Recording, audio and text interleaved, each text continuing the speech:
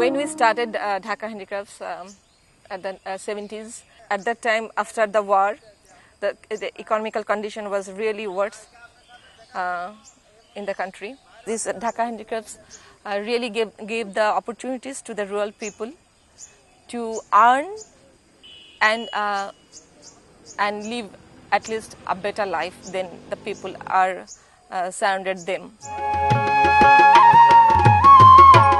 Yesterday we had gone to the producers and the secretary's house, and that I noticed that this secretary, they have concrete houses. So I was so pleased to see that they have really from the heart to the concrete.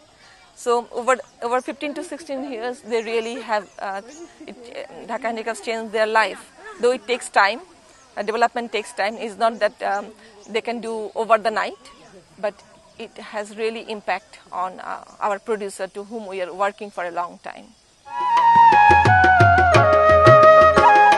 We have taken these women, those who are sitting at the rural areas and they are not earning or developing in the economy.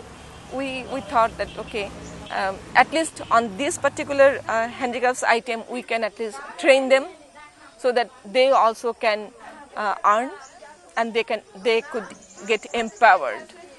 Today, these women are, though they are sitting at home, but they also know that they are the earning source of the house.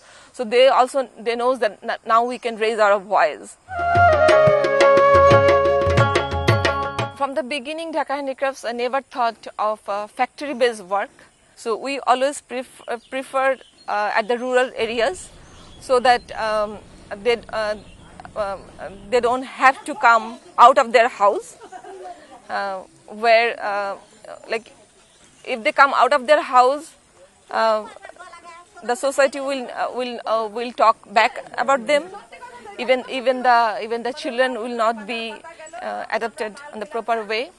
So we actually thought, okay, wherever these women are, wherever the disadvantaged groups are, we'll go there and make the groups and give them the opportunity, instead of bringing them to the cities, so that city doesn't get crowded and these women doesn't get exploited. Because in the cities, we cannot give them the safe home, safe environment, but at the rural areas they'll work their home, which is the safe, and the environment also nice. Home is the best place to work for everyone.